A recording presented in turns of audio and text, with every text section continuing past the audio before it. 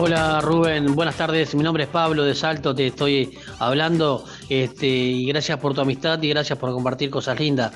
Lo importante para mí en este caso estoy sin trabajo acá en Salto, tengo libreta a conducir, digo, hago lo que sea, construcción, lo que venga, digo, y necesito laburar realmente. Está complicada la mano acá en Salto y la verdad que necesito laburar. Desde ya, muchas gracias, ¿eh? Un abrazo, gracias.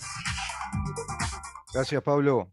Gracias, Pablo. Fabricio Silva se llama este amigo que nos sigue por Facebook, nos sigue por su correo de Facebook en Messenger, nos sigue por WhatsApp.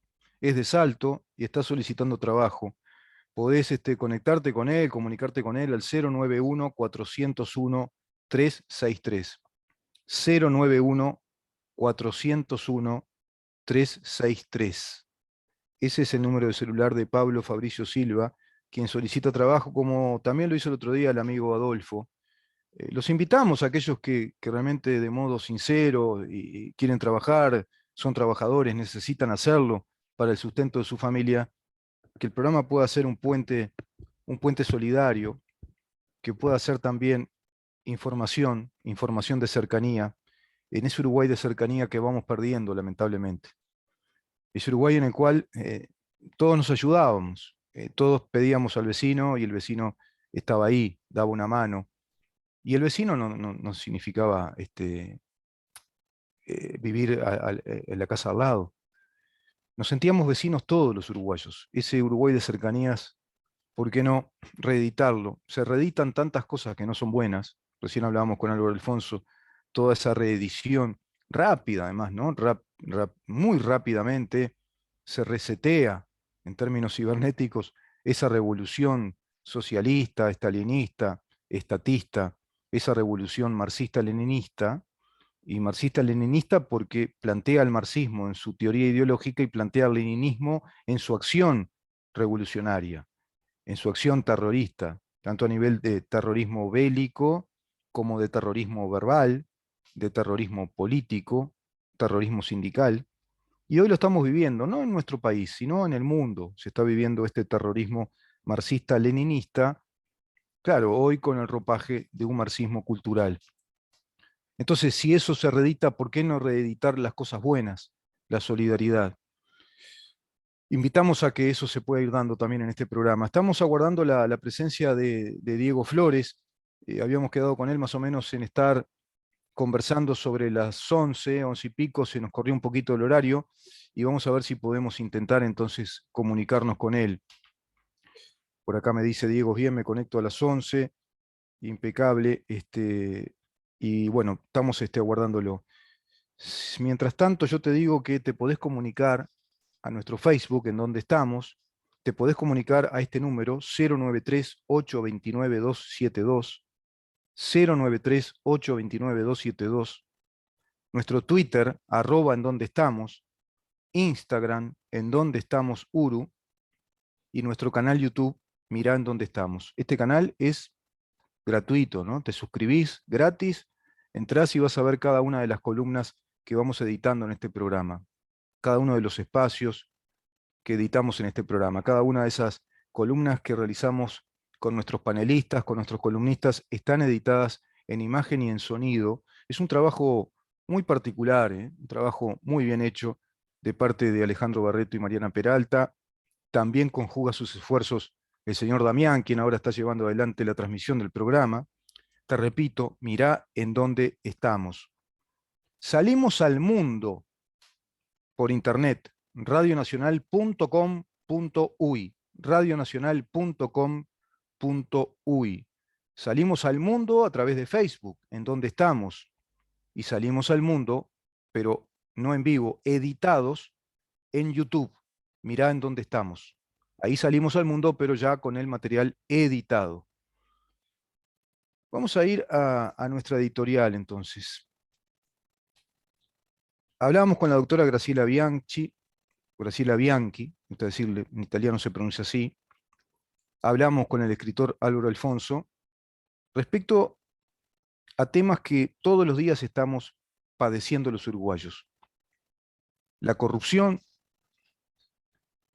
la distorsión de la vida política e institucional del país, mecanismos distorsivos, sistemáticos, y yo considero que estamos ante un fenómeno inflacionario.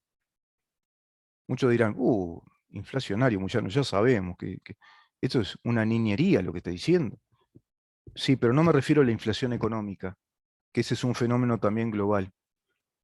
Hay otra inflación que es muy peligrosa, porque inflación quiere decir inflamación, cuando algo se inflama, cuando asume la patología de la inflamación, un órgano de nuestro cuerpo de pronto, o cualquier objeto que pueda inflamarse por X motivo. Nosotros estamos viviendo en nuestro país una inflación ideológica, una ideologitis, ya no ideología. Es una inflación ideológica que es más grande que la inflación económica, muchísimo más grande. Tenemos una inflación ideológica que inflama muchísimo el relato respecto a las cosas que pasan. Hay una inflación económica, hay una inflación económica estructural hace muchos años, hay una superestructura burocrática en el país hace muchos años, y hay temas laborales que no se resuelven hace muchos años.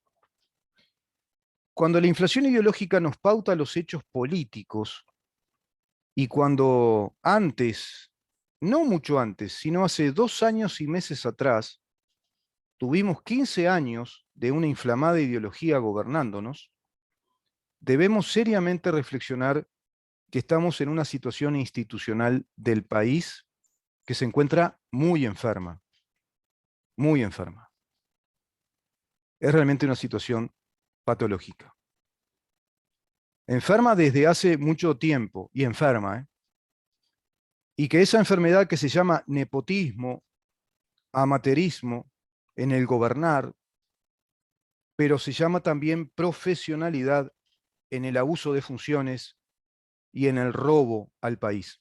Desde hace muchos años, desde hace muchos años, se tradujo en ANCAP fundida, Pluna fundida, un remate público inventado por el propio expresidente de la República, en connivencia con su testaferro, López Mena, un presidente de ANCAP que mintió un título universitario como Sendic, Gas Sayago que no funcionó, pero gastó cientos y cientos de millones de dólares, y podemos seguir, ¿no? Se tradujo en hechos aberrantes. En épocas previas a todo esto de los 15 años y la salida democrática, movimientos terroristas. Un movimiento terrorista como el que conversamos con Álvaro Alfonso, inconsulto del pueblo, pero muy consultante de esa guerra fría que se estaba perpetrando en este continente.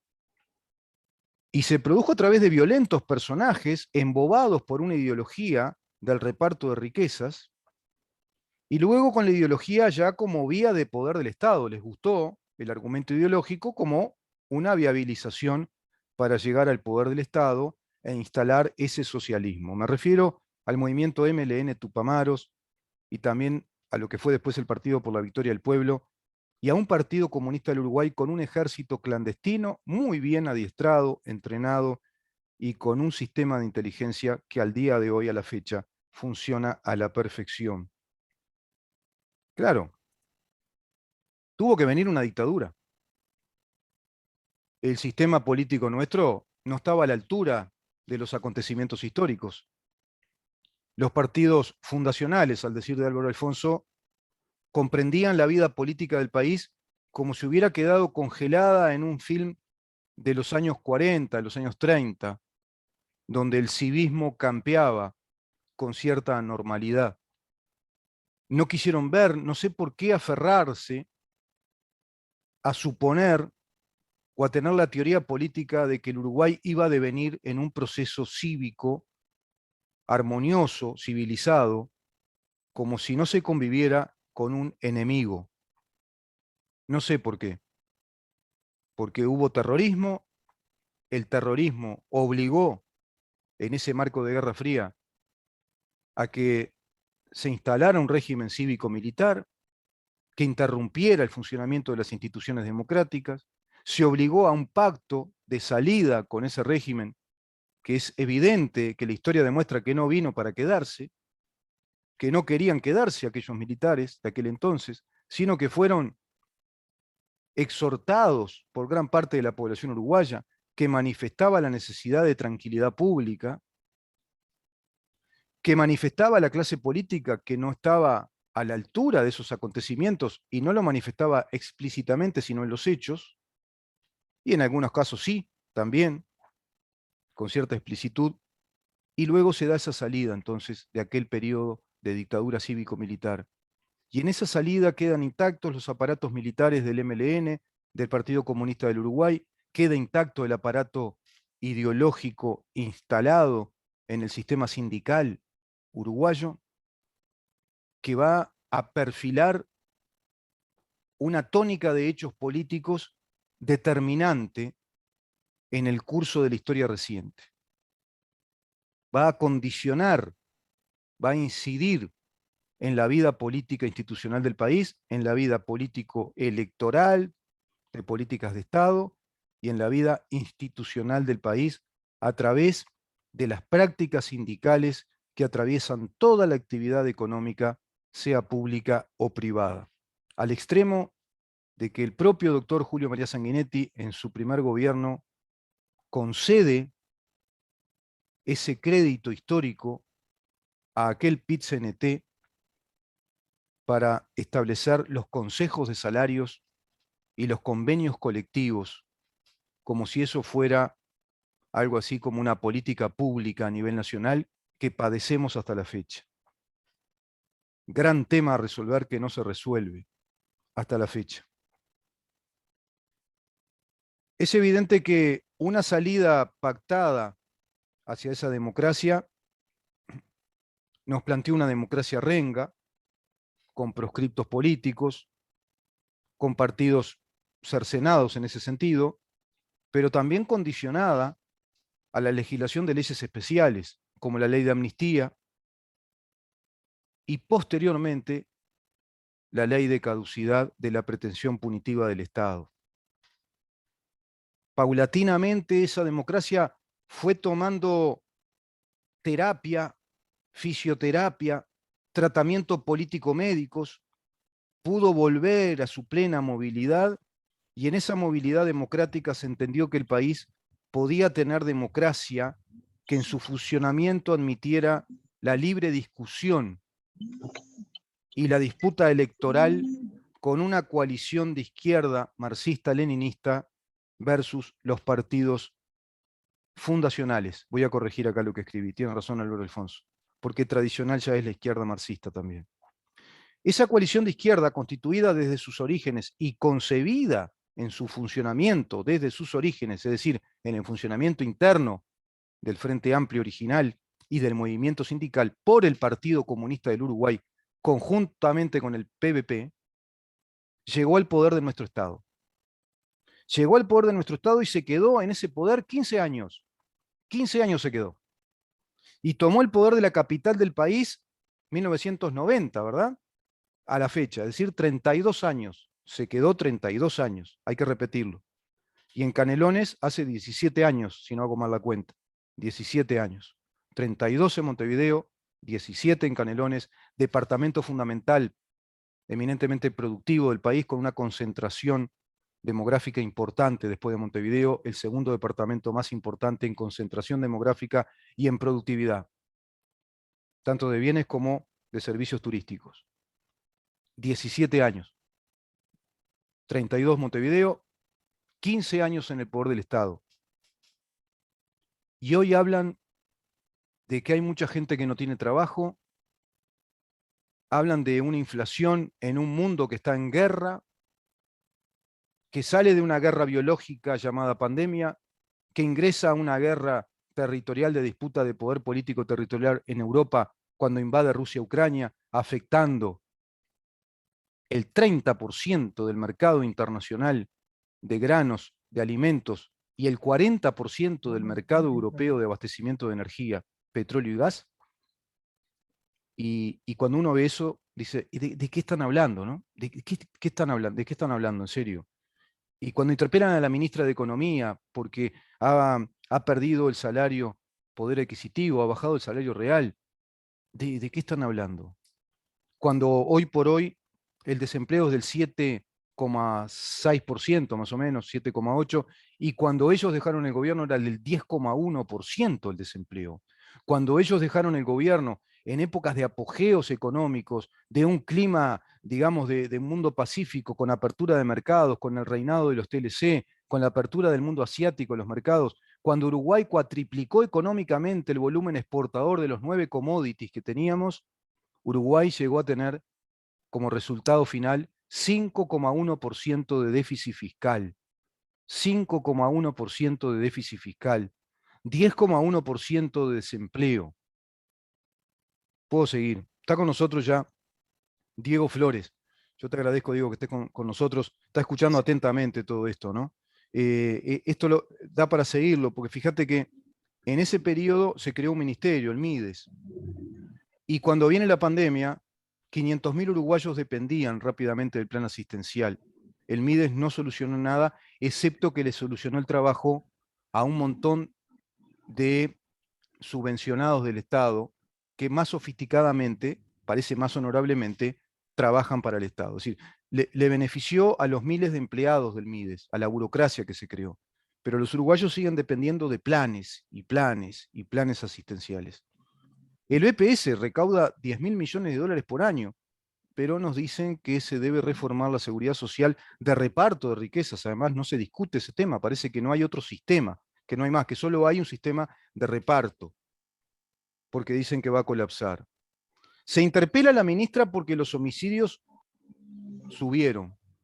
Los homicidios en el periodo de gobierno de los 15 años del Frente Amplio se multiplicaron un 400%. 400% los homicidios en el promedio anual de cada año se fueron multiplicando a llegar a un 400% más de acuerdo al último año del gobierno de Jorge Valle. Esto fue en los 15 años de gobierno de Frente Amplio. Subieron porcentualmente de modo, pero muy alarmante también, las rapiñas y los copamientos que se hicieron moneda corriente en el pago de ese precio del delito que ya es habitual, que ya está extendido en toda la sociedad uruguaya. Y tenemos al sistema carcelario del Uruguay que es blanco de denuncia de organismos internacionales, de organismos de derechos humanos, porque evidentemente es un lugar infernal de carestías edilicias, no se puede habitar, es inhabitable, es inhóspito, es inhumano, y en el cual el 75% de los presos, según informes del actual comisionado de cárceles del Parlamento, el 75% de los presos no se dedican a nada, no hacen nada. La ociosidad total. ¿Qué podés esperar de una persona que sea ociosa y que proviene del delito y a esa persona no se le indica qué hacer? No se le generan, o la posibilidad al menos de hábitos de trabajo, hábitos de estudio. Y por otra parte, esa gente se comunica con el exterior con sofisticados y caros celulares, con sofisticadas y caras laptops y tablets, porque muchos de ellos son organizadores de bandas narco y siguen organizando sus negocios desde dentro de la cárcel. ¿De qué están hablando cuando interpelan a un ministro del Interior o a la ministra de Economía? De nada. No importa de lo que hablan o lo que dicen. Lo que importa analizar es que están instalando hechos. Instalan hechos políticos, que es lo que les importa. Instalan hechos políticos que juegan a tres bandas. El hecho político predica por sí mismo a su masa militante, a sus adoctrinados. Por otra parte, mantiene vigente a la fuerza política o sindical o a este sindicalismo político que tiene protagonismo a nivel nacional. Y en tercer lugar, distorsiona las prácticas del gobierno, lo cansa, lo agota y agota a la población a la cual pretende sumir en la resignación. Y bueno, no se puede hacer nada. Y el gobierno, viste que no tiene fuerza y no puede. Y le paran y le programan paros. Fíjense ahora lo que pasa con Río Gas. Gracias, Diego, por escuchar esta No, perorata. no, escuchándote, Rubén, buenos días, concreto la idea de que lo que le está pasando a la sociedad uruguaya es que ha perdido tensión.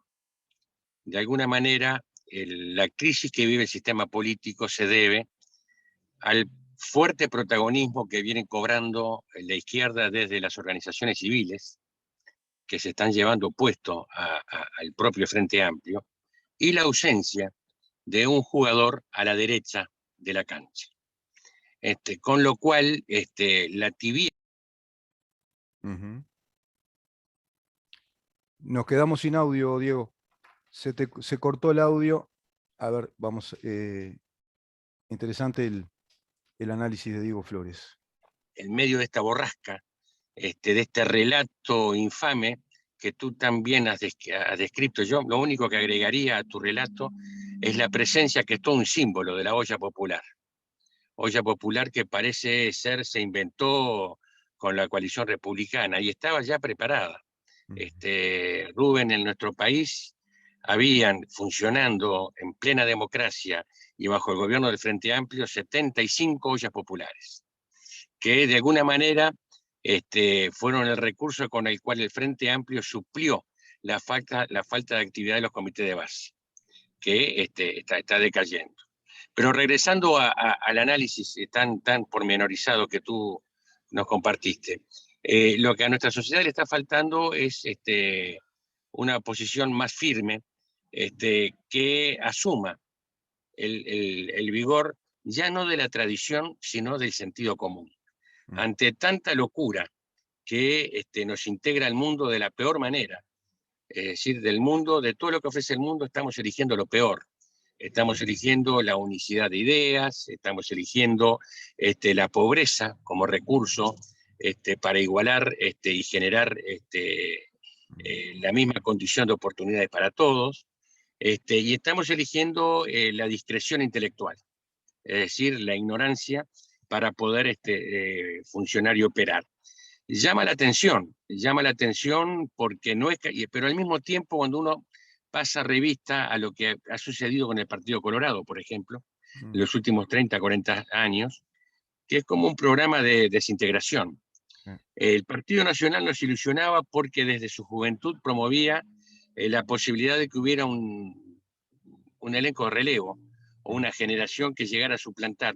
Ahora, rápidamente vemos cómo el Partido Nacional se desdibuja, marcando una grieta muy profunda entre lo que es el herrerismo, o mejor dicho, el neoherrerismo, que coquetea demasiado con la izquierda, pierde sus raíces, pierde sus referencias.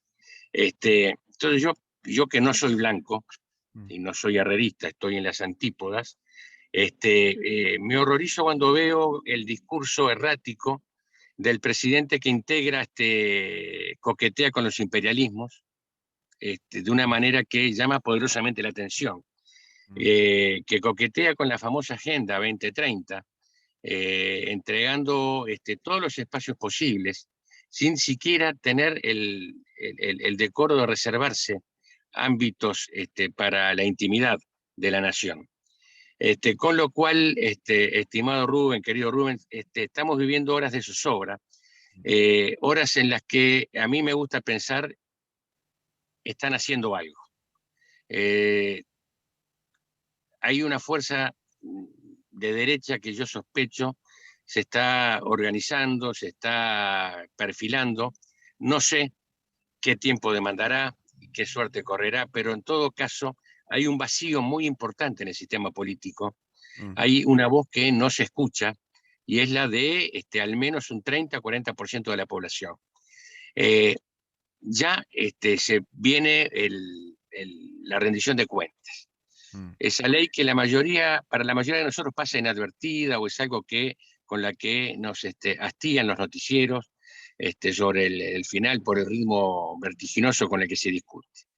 Podemos convenir que es el trabajo de todo el año en el cual las distintas dependencias del Estado van anotando, van rindiendo cuentas de lo hecho y van anotando lo necesario, lo que necesitan para seguir para el año siguiente.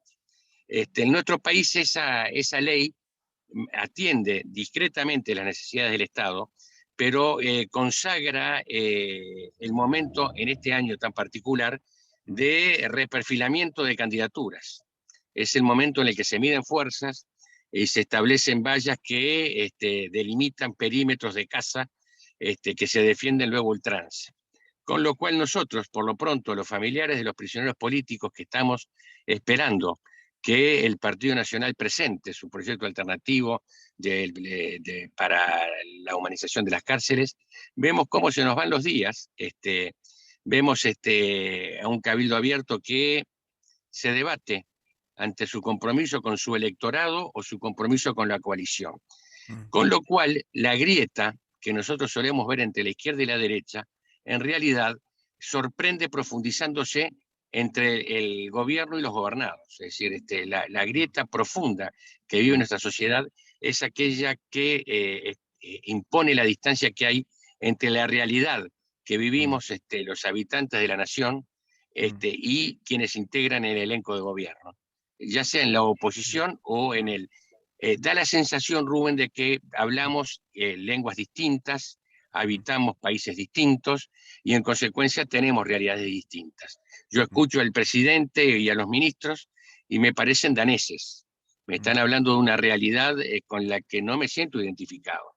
Y vivo, mis días pasan esperando las señales que me hagan ver que se están ocupando de mí, de mis asuntos, de mis inquietudes, de mis temas, de las preocupaciones que tengo por la educación de mis hijos, de mis nietos, y en realidad ese momento no llega nunca. Entonces, la primera reflexión es, todo esto que nos está pasando no es casualidad. Exacto, esto de alguna manera está relacionado con un plan, está relacionado con una idea, que yo hago referencia, tú hablabas de 30 años para atrás, 32 años para atrás. Rubén, hace 32 años la izquierda aquí no alcanzaba el 30% del electorado. Hoy son la mitad. Claro, Están allí. claro. Yo No, y tengo... además que cambió la configuración también electoral dentro de la izquierda, del Frente Amplio, cuando el Partido Comunista era un partido que tenía un 1, poco por ciento, hoy es uno de los partidos principales de la coalición de gobierno. ¿Cuántos senadores tiene el partido? Hay que sacar la cuenta, ahí los senadores que hay del Partido Comunista, los diputados que hay del Partido Comunista, es decir, en sí, ya la imagen del comunismo internacional, del marxismo, es visible, ya está a cara descubierta. Aquel Frente Amplio morigerado hacia un perfil socialdemócrata, ya terminó, ya cumplió su etapa. Eso la gente lo tiene que entender. Son etapas que se van realizando estratégicamente también, y lo muestra la historia. La historia nos enseña que el Partido Comunista es el partido que funda las izquierdas, que las organiza, que las concentra, que les dice cómo actuar, y que se va a instalar rápidamente en los sindicatos del país. Es decir, tienen que tomar el sindicalismo de un país. Porque al tomar el sindicalismo y hacerlo único, lo transforman en una fuerza política muy incidental, sumamente incidente, sumamente injerencista en el Estado. Eso es lo que está pasando en Uruguay. Y evidentemente ahí tienen recursos económicos, recursos financieros, van medrando figuras públicas que se transforman en figuras políticas, y ya directamente de actividad de relaciones laborales no estamos hablando. Hablamos de una actividad política en el camuflaje del sindicalismo, ¿no? De ese sindicalismo único, omnímodo, que está atravesando todas las actividades del país.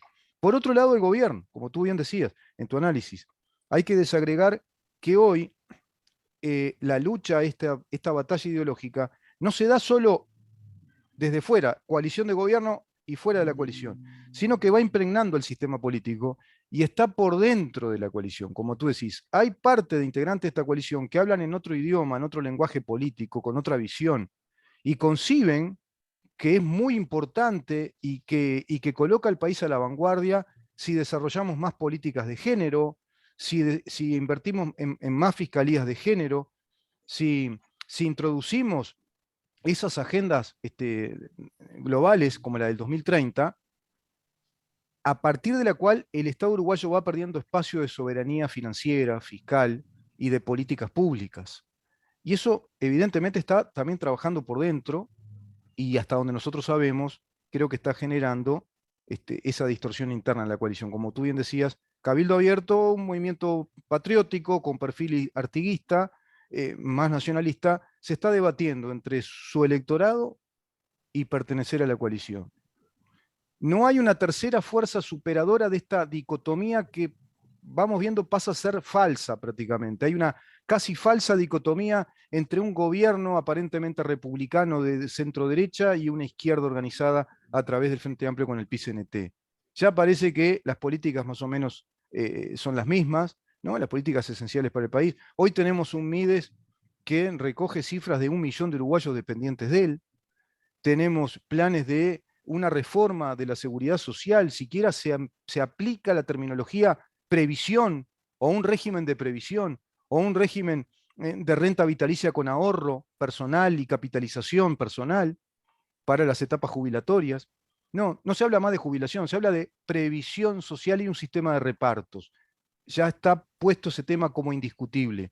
El sindicalismo uruguayo está puesto por este gobierno como indiscutible. Los consejos de salario no se discuten. Ahora dice el ministro que hacen caso de una observación de la OIT, de una de las tantas que viene haciendo la OIT, fíjate vos de lo que hablamos, ¿no? La Organización Internacional del Trabajo, Uruguay le sigue observando que va a entrar en la lista negra si no responde a pautas elementales de las relaciones laborales. Y una de esas pautas es que respete el convenio 98 y 87 que plantea la negociación voluntaria y libre de las relaciones laborales, y no estas negociaciones corporativizadas a través de consejos de salarios en mesas tripartitas. La Cámara Empresarial le reclama al gobierno que se vaya a las mesas bipartitas, por lo menos, que haya un diálogo de relaciones laborales entre los sindicatos únicos por actividad y las empresas, que es otro disparate, ¿no? Lo del sindicato único por actividad. No se habla de la relación laboral libre y autónoma que lleva rápidamente a la idea y al sentido común de sindicatos por empresa, que son los trabajadores que se organicen por necesidad espontáneamente en un sindicato que les va a dar más fuerza negociadora, pero integrados a la realidad de esa empresa. No, establecemos como por decreto negociaciones salariales para toda la rama de actividad, sin que importe la realidad financiera de cada una de las empresas de nuestro país. Claro, es brutal, es brutal, es Es brutal, tremendo. es brutal. Y a esto agregale la idea de que se quiebra el principio de igualdad e inclusive las trabajadoras van a tener seguramente más derechos o beneficios que los trabajadores, porque instalada la política de género en la justicia, ya el paquete es completo. Sí. Entonces la idea del Estado ballista con el que se creó este país, hoy se desdibuja en la sombra de un Estado soviético omnipresente, omnipotente, que abarca y cubre completamente todos los espacios posibles. Entonces digo, aquí lo que está en juego y no se percibe claramente, Rubén, es la libertad.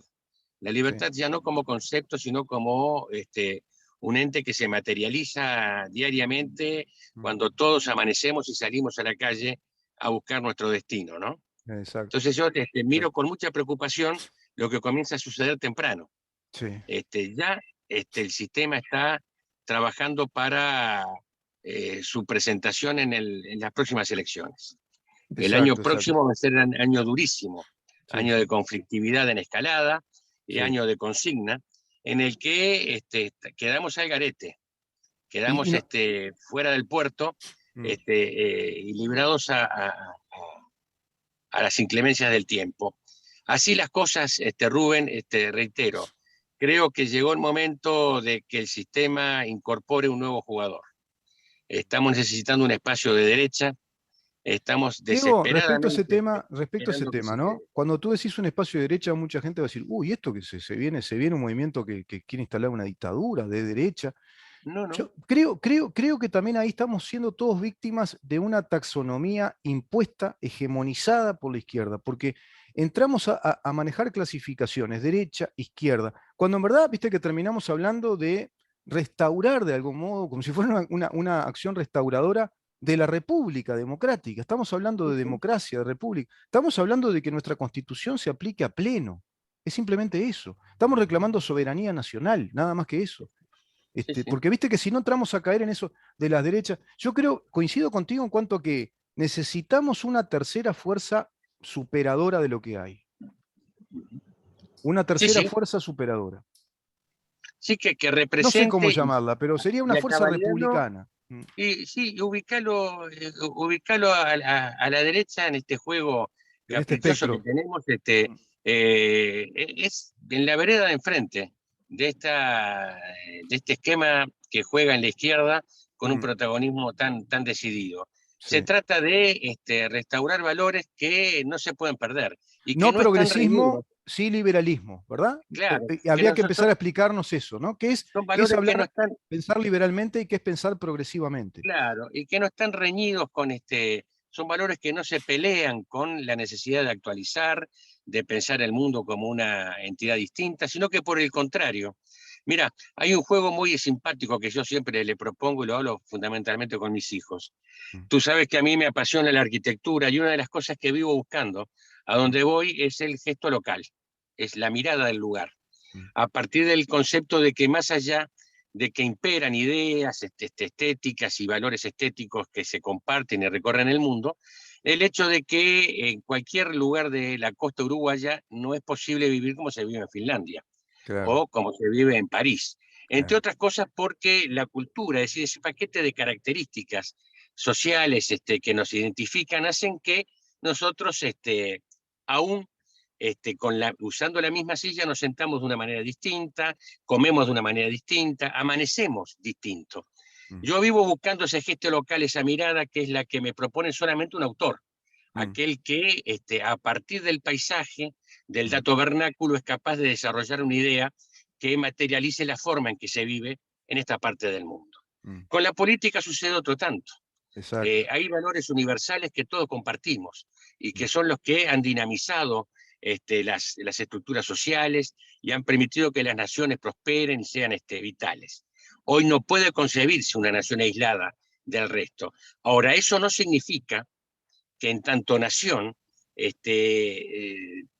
se pierdan o se deban sacrificar los valores que hacen a esa idea de estar A esa juntos en este identidad, lugar ¿no? Ujú. determinado. Claro, es eso que se llama identidad y que Claro. hace que nosotros concurramos a la Asamblea de las Naciones con un punto de vista, con una idea clara de cómo queremos vivir, tomando del resto lo mejor y Hasta una manera de resignando aquello vestir, que no se adapta. hasta una Y manera eso de es vestir, digo. Mm, claro, y eso es lo que nos está faltando, mm. Rubén. Sí, en la política Hoy está faltando. estamos, claro, porque la política viene hoy, tú ¿Sabés qué lees la falta, noticia, Diego? ¿Sabés qué sí, falta? Disculpa que te corte, está brillante lo que estás diciendo y va a dar para seguir hablando. Falta lo que me dijo un oyente muy inteligente, Adolfo. Vos viste que estamos en invierno ahora, ¿no? Si vos salís a recorrer bares y decís, mira, como amigo, te digo, mira, Diego, te invito a almorzar. Vamos a un restaurante, un bar, un lindo bar. ¿Vos encontrás puchero hoy o un guiso ahora en no, invierno? no, ¿O no. una cazuela de mondongo o una cazuela de lenteja? ¿Viste que no? Ahí Ujú. hay un dato claro, ¿no? Precisamente a través de la gastronomía también. Es No, decir, eso estamos replica. perdiendo, como estamos perdiendo esa identidad ahí en la arquitectura que tú decís, en el paisaje urbano, estamos perdiendo esa identidad en la política. Claro, y es un tema que llama la atención porque tampoco se trata de proclamar la muerte de las referencias universales. No, no, todo lo No, contrario. todo lo Todo contrario. lo Yo contrario. quiero leer a Eh, Shakespeare, ¿eh? Y quiero claro, seguir pero se trata de estimular mm, esa manera de ver, claro. esa manera de sentir, y concretarla en situaciones que resuelvan los problemas que, mira, los uruguayos en la región tenemos problemas que dan la Se, impresión que son iguales a los que tiene se nos va el Argentina. Zoom. Te Hola. dejo que remates. Sí, Se nos va el sí, Zoom, te sí. dejo que remates. Claro, mismo en la región se da tenemos la sensación de que tenemos los mismos problemas que los argentinos y los brasileños, cuando en realidad no son los mismos problemas, porque las soluciones no pueden ser iguales, debido a que esencialmente, en tanto orientales, habitantes de la banda, orientales son distintos. El espacio que yo reclamo, que yo percibo que se está gestando, Rubén, no sé cuándo parirá, es el espacio que recoja todo esto y nos haga sentir otra vez el orgullo de habitar de este lado del río y de ser quienes somos. Pienso en el general, pienso en Artigas, pienso en Rivera, que es el arte de lo posible. Y pienso que Va así Ferreira, como van las cosas, Arturo Ardao, hay tantos, ¿no? claro,